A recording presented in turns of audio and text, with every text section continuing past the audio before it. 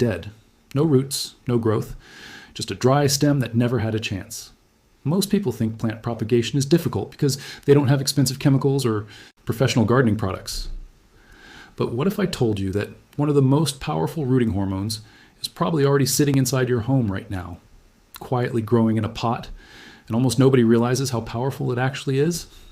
Aloe vera is not just a medicinal plant for skin or health. For gardeners, it can work like a secret weapon, a natural rooting hormone that can dramatically increase the success rate of plant cuttings.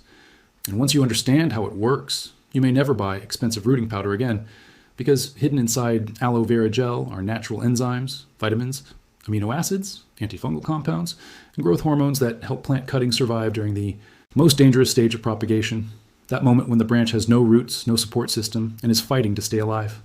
Most cuttings fail during this stage because bacteria enter the wound, moisture escapes too quickly, or the stem becomes weak before roots can form. But aloe vera changes the entire game. And the shocking part is, many gardeners are already using aloe vera completely the wrong way. Some people simply rub the gel randomly on the stem and expect miracles. Others use too much gel and accidentally create fungal problems. And many people don't even know which type of cutting responds best to aloe vera treatment. So today, you are going to learn the exact method that can turn weak cuttings into healthy rooted plants using one simple natural ingredient. The first thing you need to understand is why cuttings even struggle in the first place. When you cut a branch from a plant, you are basically separating it from its source of water and nutrients. The cutting instantly goes into survival mode. It has no roots to absorb moisture, no stable energy source. This is where aloe vera becomes incredibly powerful. Inside aloe vera gel are compounds that help cells repair themselves faster.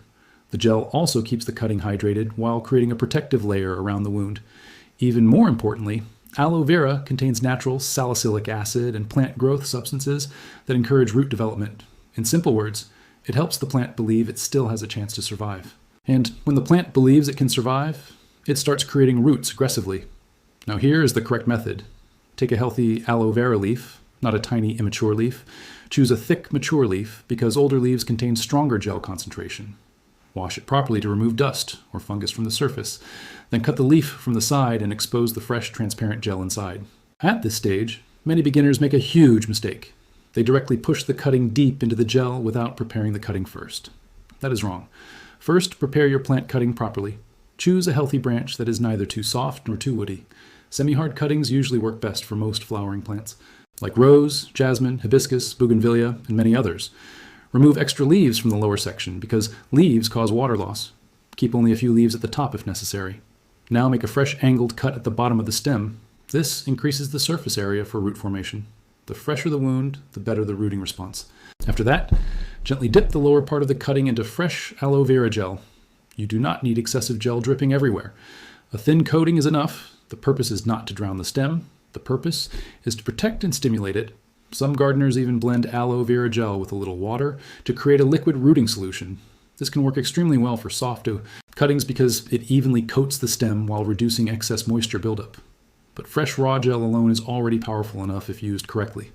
Now comes another critical step that most people ignore completely: the soil mix.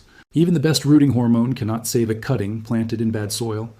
Heavy garden soil traps water, blocks oxygen, and causes stem rot. Your cutting needs air as much as it needs moisture. This is why professional gardeners prefer a light, well-draining propagation mix. You can use cocoa peat, sand, perlite, or a loose potting mix that stays slightly moist but never soggy. When roots begin forming, they need oxygen to breathe. Without oxygen, the cutting suffocates underground. This is why professional gardeners prefer a light, well-draining propagation mix. You can use cocoa peat, sand, perlite, or a loose potting mix that stays slightly moist but never soggy. When roots begin forming, they need oxygen to breathe. Without oxygen, the cutting suffocates underground. Once your cutting is coated with aloe vera gel, place it gently into the soil mix. Press the soil lightly around the stem so it remains stable. Then water lightly, not heavily.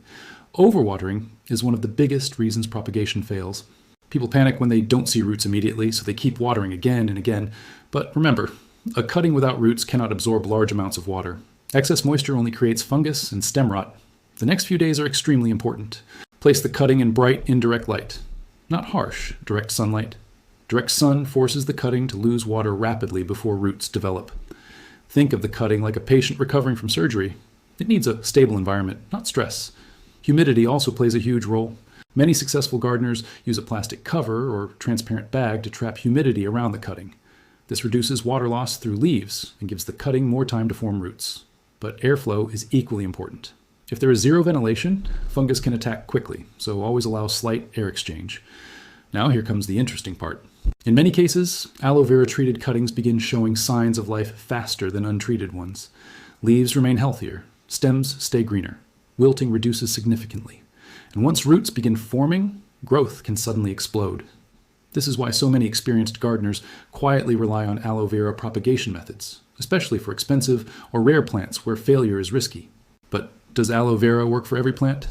Well, not exactly. Some plants root extremely easily even without hormones. Others are naturally difficult regardless of treatment.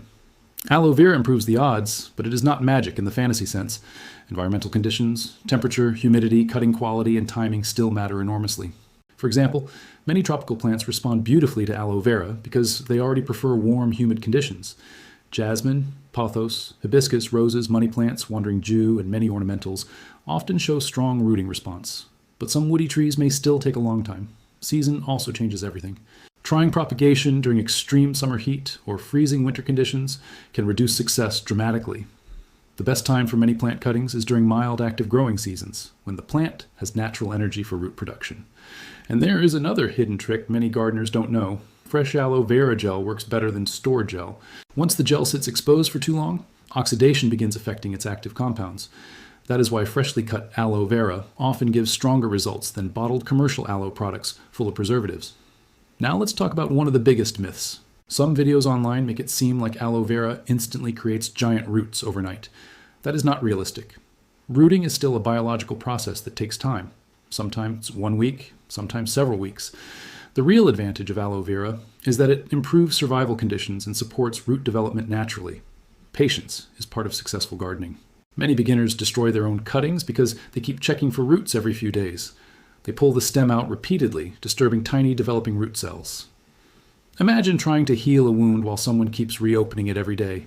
The cutting experiences the same stress. A better approach is to watch for indirect signs. New leaf growth, stronger stem appearance, or resistance when gently tugged can indicate root formation underneath the soil.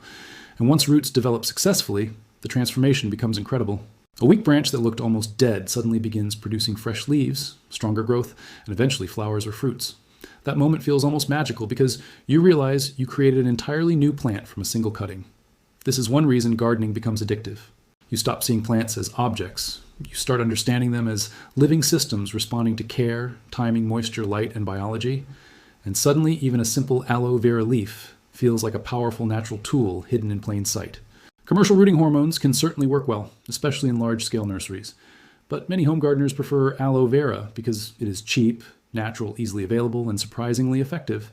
It also reduces dependency on synthetic chemicals while giving beginners confidence to experiment. And honestly, some of the best gardening discoveries happen through simple household methods. People spend huge amounts of money searching for complicated solutions, while nature quietly provides incredible answers for free. Even ancient civilizations valued aloe vera for healing properties long before modern science explained why it worked.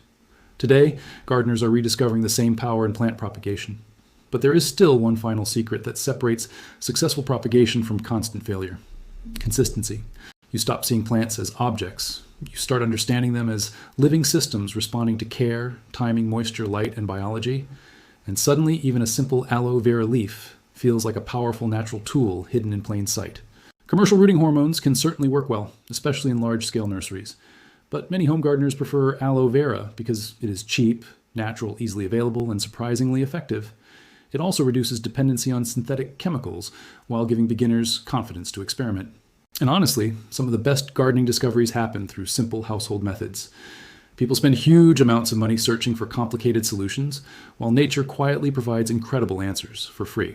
Even ancient civilizations valued aloe vera for healing properties long before modern science explained why it worked. Today, gardeners are rediscovering the same power in plant propagation.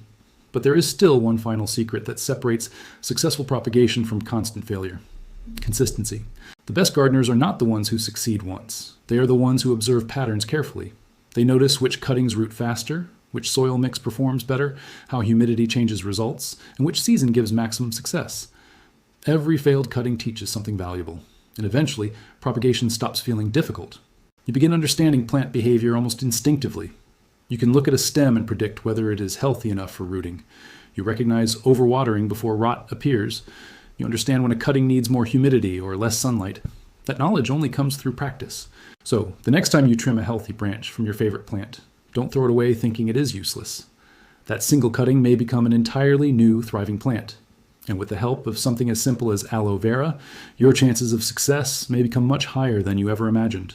Because sometimes the most powerful gardening secret is not hidden inside expensive products or professional nurseries. Sometimes it is quietly growing in a small pot right inside your home.